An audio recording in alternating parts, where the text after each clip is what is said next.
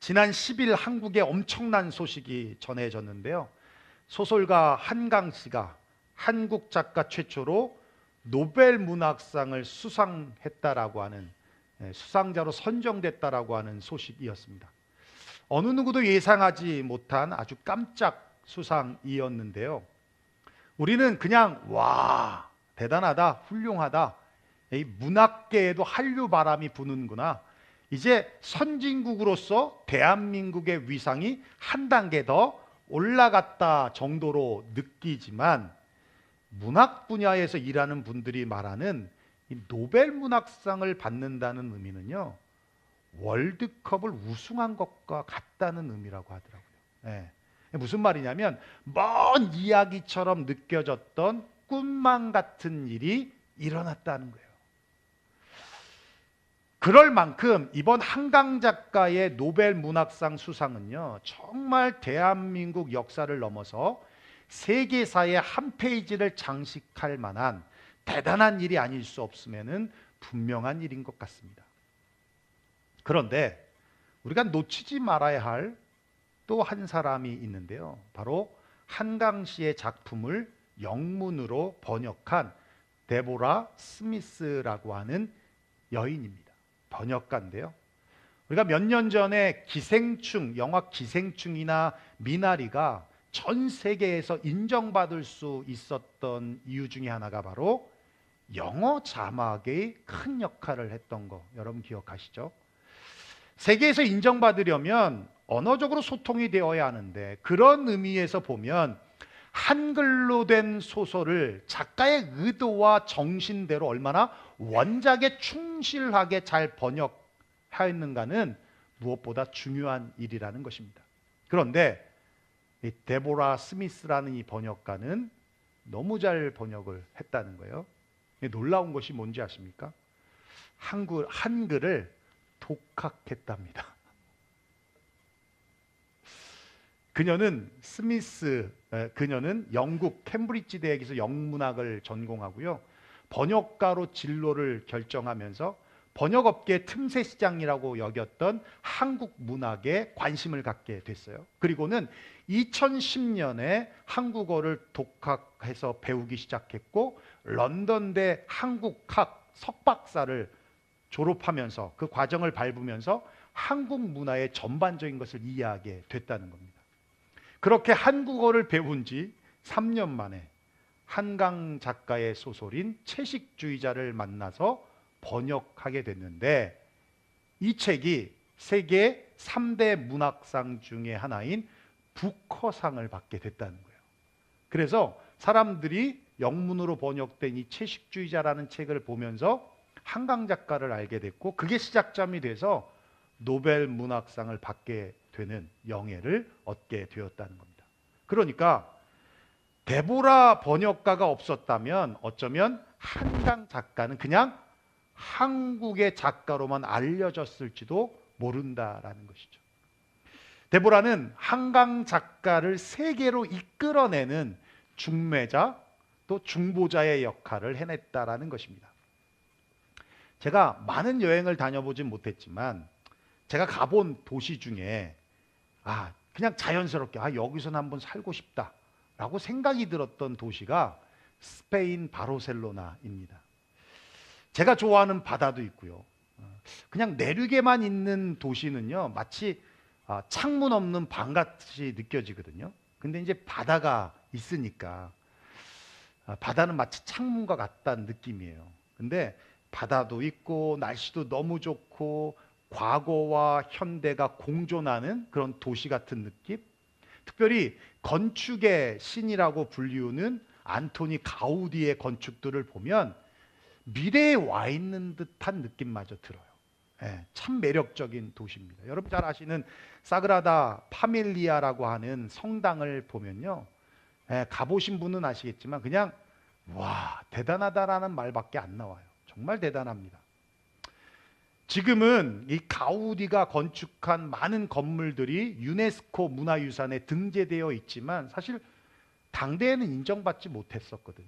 너무 시대를 앞섰던 거예요. 그런데 가우디의 이 천재성을 인정해 준 사람이 구엘이라고 하는 재력가였고, 이 구엘이라는 이 재력가가 전폭적인 투자를 가우디에게 해서 가우디의 천재성이 세상에 알려지게 됐고, 지금 그나마 건축물들이 남아있게 됐다라는 것이에요.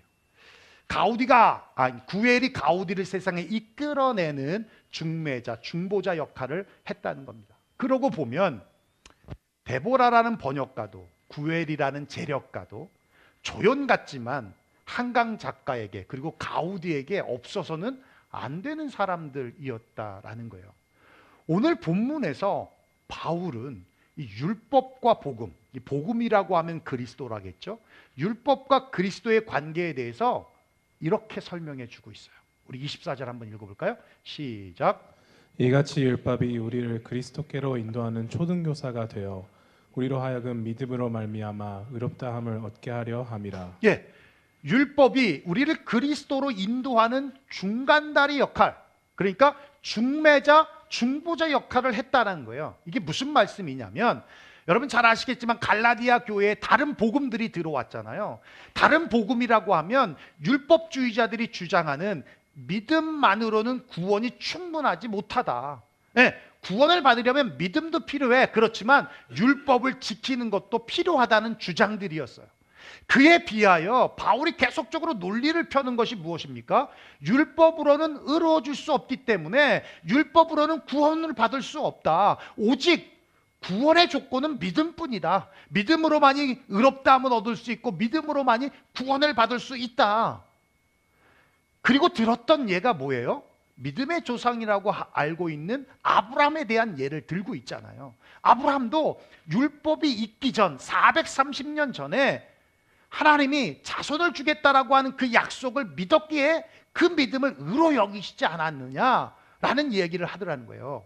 자, 이렇게 믿음만을 강조하다 보니까 마치 율법은 필요 없는 것처럼 여겨질 수 있는 거예요.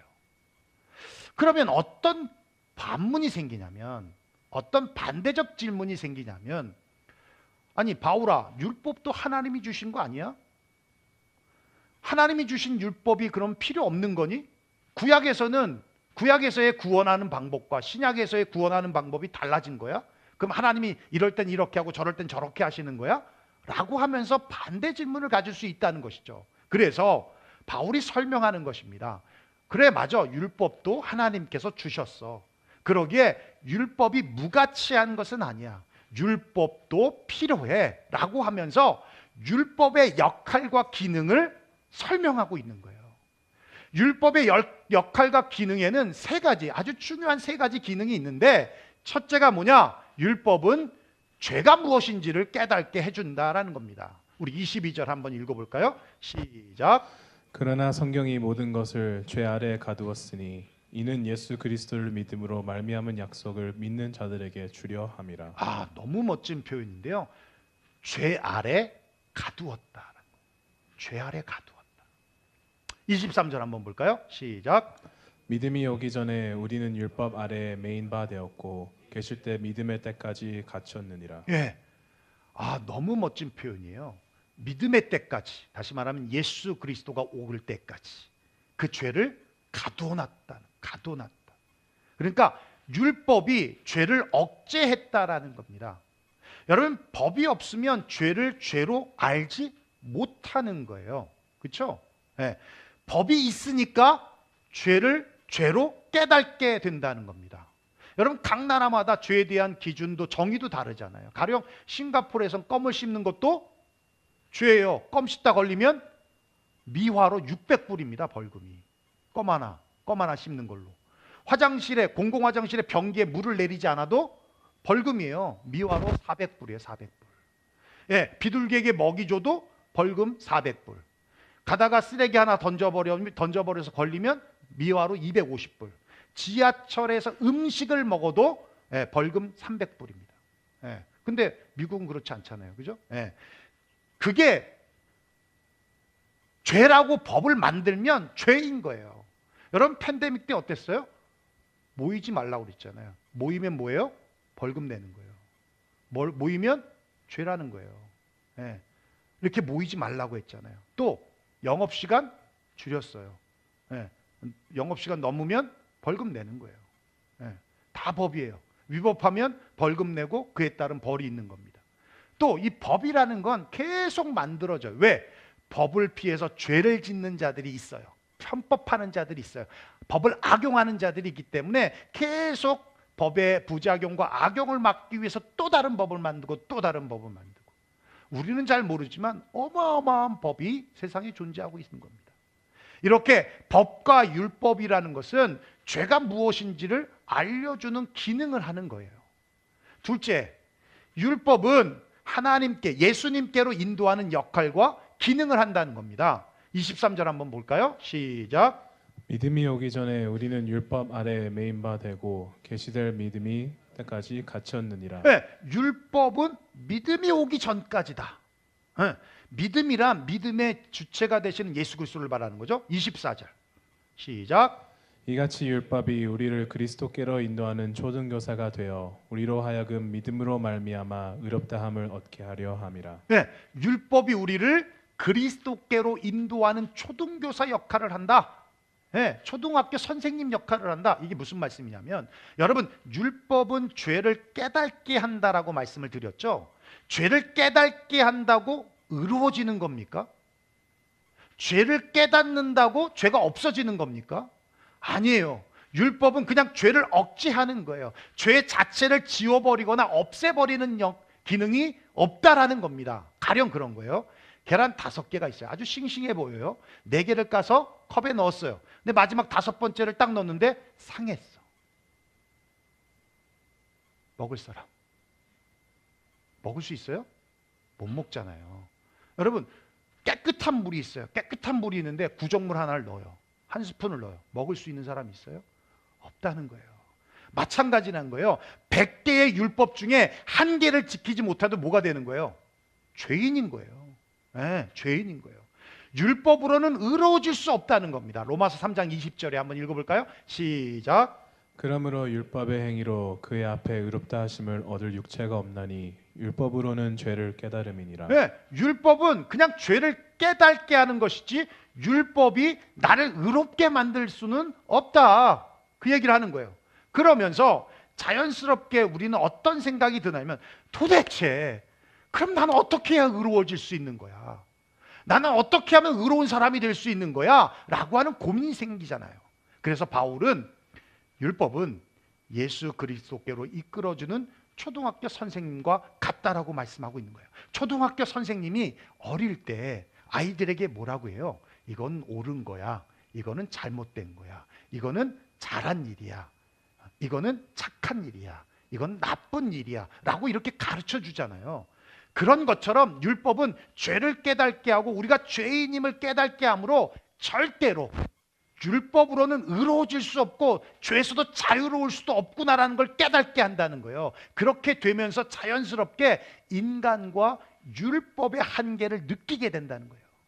그러면서 우리를 죄에서 구원해 줄 분이 필요하구나.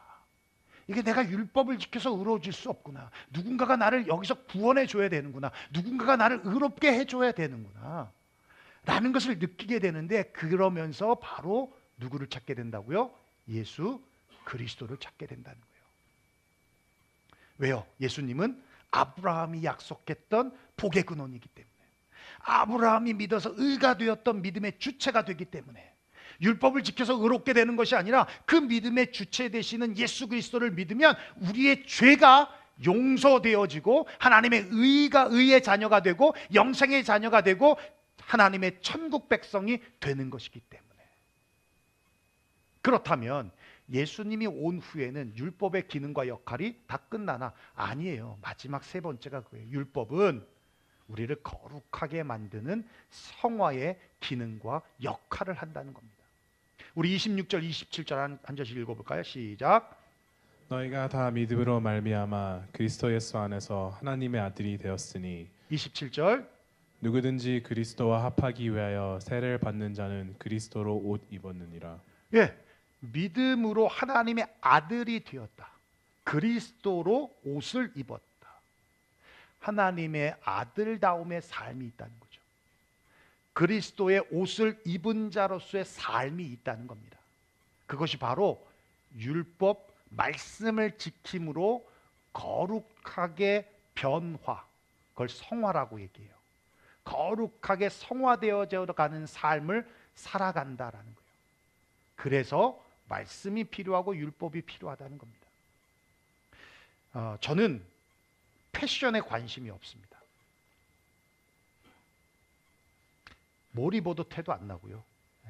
그냥 몸을 가리는 역할, 그래서 창피하지 않으면 된다, 이 정도 생각해요.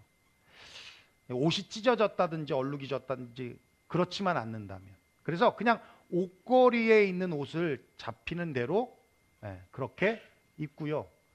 싼 옷, 가능하면 싼 옷 사서 입습니다. 제가 쇼핑몰 가서, 스스로 쇼핑몰을 가서 옷을 산 적이 단 한 번도 없어요. 지금도 사모가 옷을 사서 저를 입힙니다. 그러다가 안 맞으면 본인이 반품해 가요. 반품하러 가요.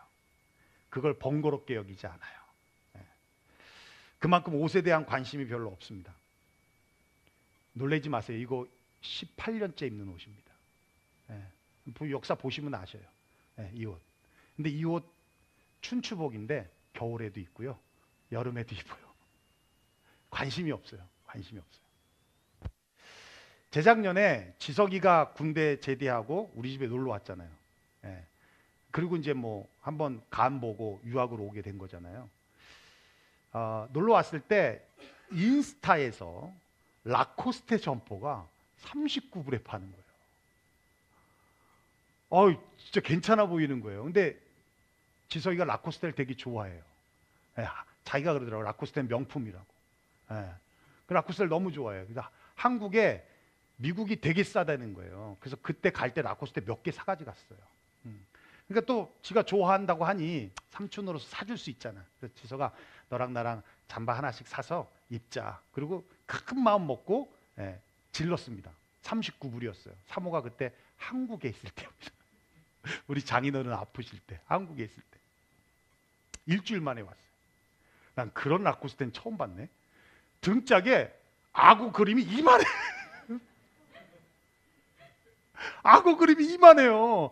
내가 하는 라코스테는 요만한데. 우리 사모가 이 팬데믹 때 라코스테에서 세일을 했는데 이 남방이요 40불에 세일을 한 거예요. 그럼 싼 거 아니에요? 라코스테가 40불이면? 근데 그때 그 남방에는 요만했는데 점퍼 뒤에는 희만한 라코스테가 있는 거예요. 봤더니 라코테스인가? 근데 반짝이가 그렇게 많아. 그냥 비닐을 열었는데 뭐 지석이가 봐서 알잖아. 반짝이가 막 떨어지는 거예요. 반짝이 치우느라고 정신이 없어요.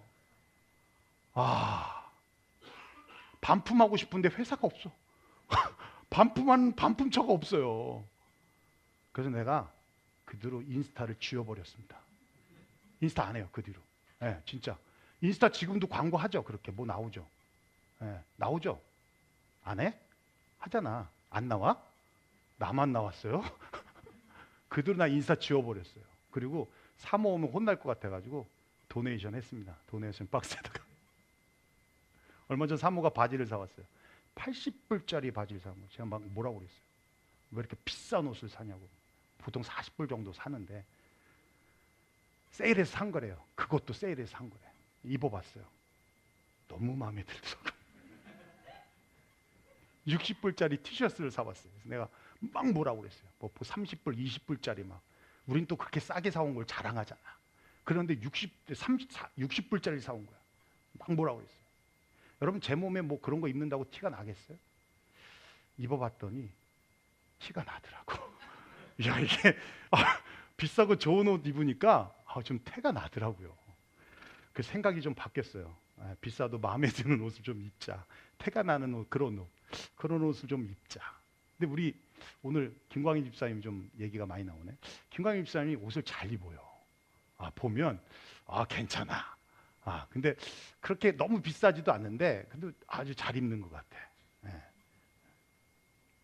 그럼 좋죠 뭐. 사람이 어떤 옷을 입느냐에 따라 행동거지들이 달라지잖아요. 목사님들도 군복 입어놓으면 똑같아져요. 껄렁껄렁해지고 욕만 안 하지 말도 막 하고 옛날 군 시절 생각이 나는 거죠. 회사에도 유니폼 있잖아요. 왜? 결속력을 더 다지기 위해서. 비싼 명품 옷을 입으면요, 행동 거지가 또 달라지는 거예요. 여러분, 인류 최초의 옷이 수치와 부끄러움을 막기 위한 무화과 잎이었어요. 그렇죠? 예. 그래서 부끄러움을 알고는 무화과 잎을 떼다가 부끄러운 부분을 가렸어요. 아담과 하와가. 근데 이게 잎이잖아요. 그러니까 해가 쨍쨍하게 뜨면 말라버리겠죠. 그러니까 이제 부스러지고, 그래서 하나님이 직접 입혀주신 옷이 있어요. 우리 성경 한번 볼까요? 시작. 여호와 하나님이 아담과 그 아내를 위하여 가죽옷을 지어 입히시니라. 예, 인류 최초의 옷은 하나님이 지어주신 가죽옷이었어요. 그렇게 시작된 옷이 지금은 패션이라고 해서요, 옷 한 벌에 아파트 한 채 값짜리도 있어요. 예. 하나님께서 직접 지어주시고 입혀주신 옷만큼 하겠냐는 거예요. 아파트 10채라 할지라도. 그 옷이 바로 천사와 같이 빛나는 흰 옷인 세마포 옷이라는 겁니다. 우리가 지금 입는 옷은 아무리 명품이라고 해도 때가 묻죠. 그리고 세탁을 많이 하면 해지고 낡아집니다. 그래서 빨아야 되기도 하고요, 수선도 해야 합니다. 그런데 하나님이 지어주신, 직접 입혀주신 옷은요, 때도 묻지 않고 해지지도 않아요. 천사와 같이 항상 빛나는 옷입니다. 이 세상 어디에도 이런 옷은 없어요. 성경이 분명히 말씀하고 있어요. 요한계시록 19장 8절 한번 읽어볼까요? 시작. 그에게 빛나고 깨끗한 세마포 옷을 입도록 허락하셨으니 이 세마포 옷은 성도들의 옳은 행실이로다 하더라. 예, 이 세마포 옷은 성도들의 옳은 행실로 지어진 옷이다라는 겁니다. 그뿐만 아니라 계시록 3장 4절 5절에 말씀하고 있어요. 한번 읽어볼까요? 시작. 흰 옷을 입고 나와 함께 다리니 그들은 합당한 자의 연고라. 이기는 자는 이와 같이 흰 옷을 입을 것이요 내가 그 이름을 생명책에서 결코 지우지 아니하고 그 이름을 내 아버지 앞과 그의 천사들 앞에서 시인하리라. 예, 이 흰 옷이 무엇이냐? 성도들의 옳은 행실로 만들어진 옷이다라는 거예요. 그것이 무엇이냐면 바로 믿음으로 의롭다함을 받은 칭의의 옷이고, 그리고 말씀과 성령으로 변화를 받은 거룩하게 성화되어진 성화의 옷이다라는 것입니다. 그런 의미에서 보면 흰 옷에도 겉옷과 속옷이 있다라고 설명할 수 있을 것 같아요. 예수님을 믿음으로 원죄가 용서되고 그 믿음으로 의롭게 되어졌다라고 하는 이 칭의가 겉옷이라면, 연약하지만 성령의 인도하심과 이끄심에 순종하고 거룩함을 위하여 말씀으로 죄와 싸우면서 한 발 한 발 주님께로 나아가는 삶에서 얻어진 성화의 옷을 우린 속옷이라고 할 수 있다는 거예요. 지상에 좋은 옷을 입고 다니는 것도 아주 중요하죠. 그것도 좋지만 주님이 입혀주시는 칭의와 성화의 옷인 세마포 옷을 우리가 사모하시기를 주의 이름으로 축원합니다. 이건 성도들의 옳은 행실로 만들어지는 옷이다라고 말씀하고 있어요. 넷플릭스에서 얼마 전에 방영했던 흑백 요리사라는 예능 프로그램이 있는데요, 아마 많은 분들이 보신 줄로 압니다. 유명한 요리 셰프와 제아의 고수들, 그러니까 이름이 알려지지 않은 실력 있는 셰프들과 요리 대결을 하는 프로그램이에요. 유명한 분들은 백수저로, 제아의 고수들은 흑수저로 이렇게 출연을 했는데, 화면 보시면 아시는 바와 같이 제아의 고수인 나폴리 마피아라는 분이 우승을 했습니다. 나폴리 못 보신 분도 계세요? 닉네임이에요, 닉네임. 나폴리 마피아. 저분 이탈리아 요리 하시는데 의외네요. 못 보신 분도 계시네. 저는 그분의 요리를 맛보지 못해서 얼마나 맛있는지 잘 모르지만 어쨌든 맛있게 요리를 했으니까 1등을 했겠죠, 대회에서. 그런 제야의 교수들이 많다라는 거예요. 많다라는 거예요. 실력은 있는데 유명하지 않으신 분들. 근데 워낙 이게 지금 의외로 못 본 분들이 계시네요. 이게 넷플릭스로 전 세계에 또 많은 분들이 시청을 해서 시즌2가 확정이 됐대요. 시즌2가. 우리 심 셰프도 출연했으면 좋겠는데, 심 셰프도 바닥부터 시작했거든요. 많은 이 레스토랑을 많이 다녔어요. 그러면서 그리고 전공이 프렌치예요. 제가 알기로는 프렌치. 그러니까 잘 닦여져 있기 때문에 미슐린 원스타니까 아마도 백수저로 나가야 되지 않을까? 한번 우리 심 셰프가 나갔으면 좋겠는데, 그런 의미에서 보면 이 나폴리 마피아라는 분은 흑백 요리사라고 하는 이 프로그램을 통해서 세상에 알려졌다라는 거예요. 이 시즌2가 확정이 되면서 이분이 모 프로그램에 나와 인터뷰를 했는데, 다음에 시즌2가 되면 자기는 백수저로 나가지 않겠냐라고 얘기를 하더라고요. 이제는 알려졌으니까, 유명해졌으니까. 흑백 요리사라고 하는 프로그램은 중매자, 중보자 역할을 했다라는 겁니다. 여러분, 우리가 생각하는 것만큼 예수님이 그렇게 유명하신 분이 아니에요. 이 지역뿐만 아니라 전 세계로 보면 예수님을 모르는 사람들이 훨씬 더 많습니다. 그렇게 보면 예수님은 흙수저죠. 지하의 고수입니다. 실력과 능력은 있는데 누가 끌어주지 못한 거죠. 그걸 성경에서는 율법이 예수 그리스도를 끌어줬다고 본다면, 이 시대에서 우리 예수님을 세상으로 끄집어내는 역할을 하는 사람들이 바로 여러분, 저와 여러분들이라는 사실입니다. 우리 또한 성도들의 옳은 행실, 그 옳은 행실을 통해서 예수 그리스도를 세상에 알리는 중매자, 중보자 역할을 감당해야 한다는 것이죠. 예수님이 재림하실 때 보시는 것은요, 화려한 집도 아니고 건물도 아니고 차도 아니고 옷도 아닙니다. 성경이 이렇게 말씀하고 있어요. 인자가 올 때에 믿음 가진 자를 보겠느냐. 믿음이라는 거예요. 성도들의 그 믿음의 옳은 행실을 주님이 보신다라는 겁니다. 여러분의 이번 한 주간의 옳은 행실의 삶이 지하에 계신 예수님을, 그 고수 예수님을 세상으로 이끌어낸다는 역할을 한다는 것을 기억하셔서 이번 한 주간도 믿음의 옳은 행실로 주님을 세상에 알리며 배럴 투게더 하시기를 주의 이름으로 축원합니다. 기도하겠습니다.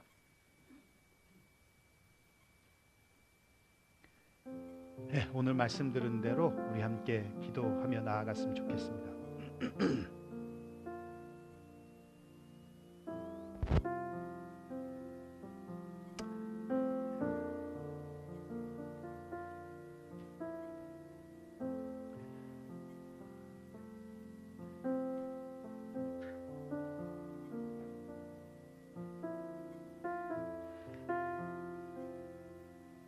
성도들의 옳은 행실,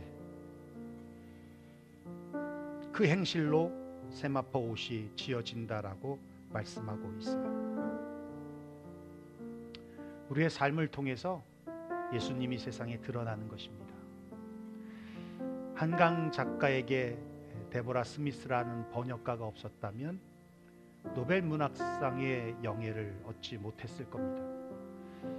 가우디에게 구엘이라는 재력가가 없었다면 그는 세상에 알려지지 않았을 것입니다. 흑백 요리사라고 하는 프로그램이 없었다면 제야의 고수들이 세상에 알려지지 않았을 것입니다.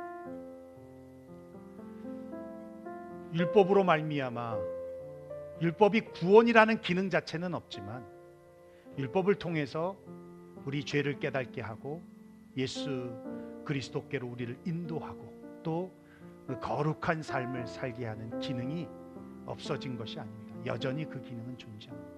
율법으로 인해 율법으로 의로워질 수 없다는 이 한계를 누군가가 우리를 구원해 줘야 한다는 것으로 깨닫게 되어져서 예수 그리스도의 필요를 우리가 알게 됐던 것처럼 이제는 이 땅에 예수 그리스도가 온전하게 증거되고 전해질 수 있도록 그 중매자, 중보자 역할을 해야 될 사람들이 바로 우리라는 것이죠. 우리가 세상에서 옳은 행실로 나아가게 될 때에, 그럴 때 세상은 예수님을 보게 될 것입니다. 예수님을 알게 될 것입니다. 그리고 예수님의 그 능력을 경험하게 될 것입니다. 예수님이 주시는 평안도, 기쁨도, 만족도 알게 된다는 것이죠. 그런 면에서 우리가 해야 될 일, 우리의 사명이 있다면 바로 예수님을 세상에 알리는 일일 것입니다. 오늘 말씀 들은 대로 우리 함께 그런 고백이 있었으면 좋겠습니다. 준비되어 있지 않은 사람을 끄집어낸다면 많은 사람에게 실망을 줄 수도 있지만, 준비되어 있는 분을 끄집어내서 세상에 알린다면 그것은 세상을 유익하게 만드는 일이라는 것을 우리는 분명히 인식하고 인정해야 합니다. 그럼에 있어서 오늘 말씀 들은 대로 우리 함께 그렇게 기도하며 나아갔으면 좋겠습니다. 기도하겠습니다. 고마우신 우리 아버지 하나님, 감사와 영광을 주님 앞에 올려드립니다.